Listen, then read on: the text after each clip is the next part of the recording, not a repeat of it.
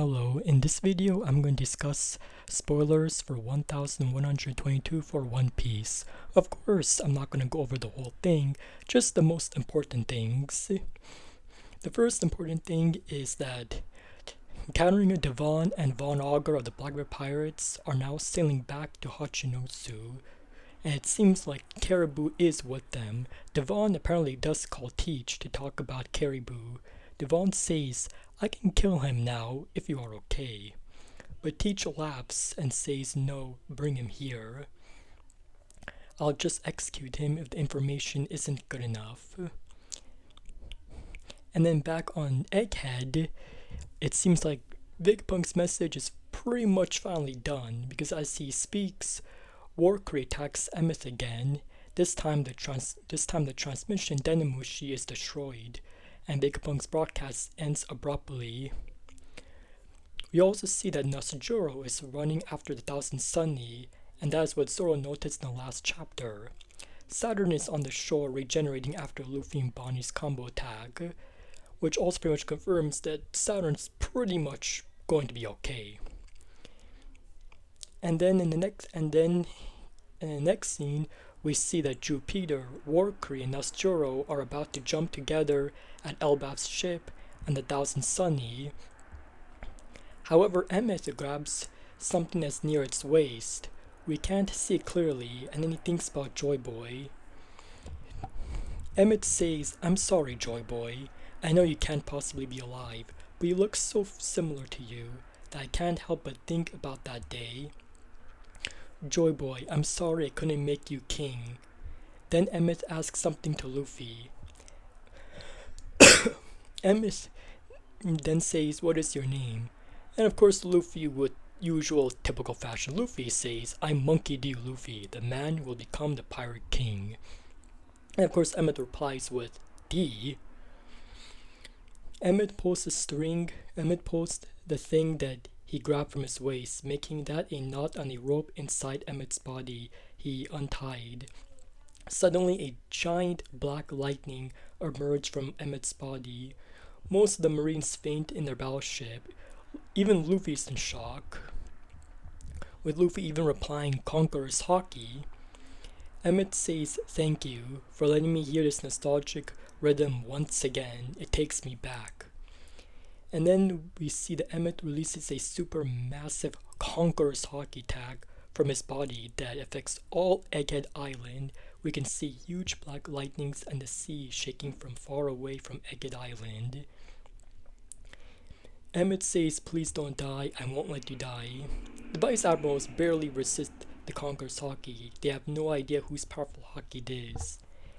And then we see that all 5 members of the elders on the island are blown back and turned back into human form by the attack Emmet released.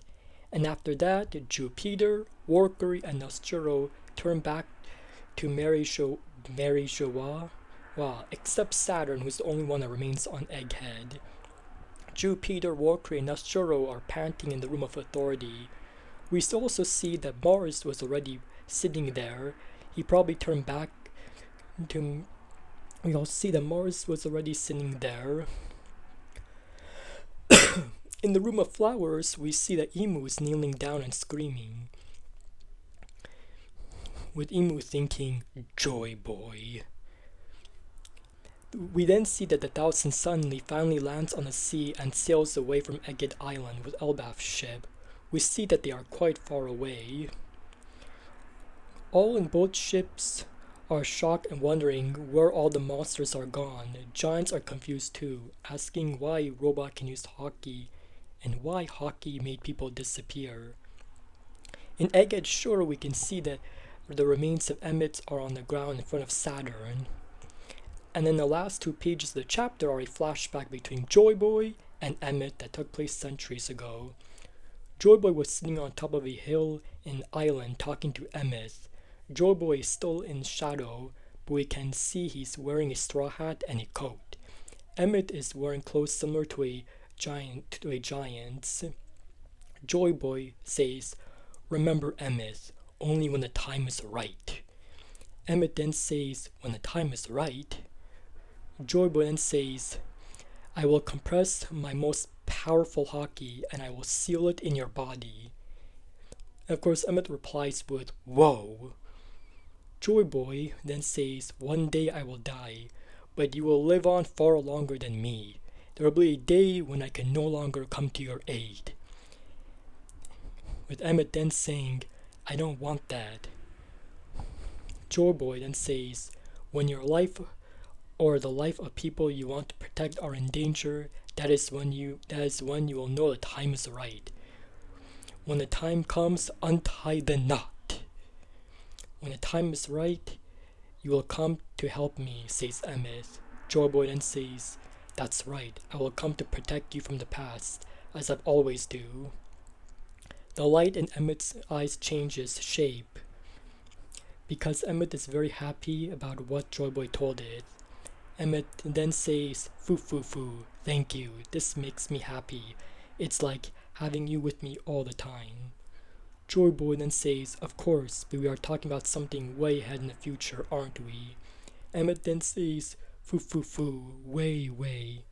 In the last panel of the chapter, we return to the present. The light in Emmett's eyes are gone. Emmett then says, way into the future, "I wonder if I will be lonely, foo foo foo." And that is pretty much it. And now, and seeing how the Straw Hats and the Giants and are pretty much far away from the island, I think it's pretty much obvious that the arc, at least the main events of this arc, is pretty much done. So that means next chapter and the following chapters should be post-Egghead chapters. And then after that, then we'll finally get to Elbaf. And I'm assuming Elbaf will most likely start either September or around October. So yeah. So the Gorosei are back in Mary Shawa with the exception of Saturn. Straw Hats and Blackbeard Pirates are away from Egghead. And yeah, it seems like the arc, again, I guess the main events of this arc is pretty much done. So that is it. Yeah, bye.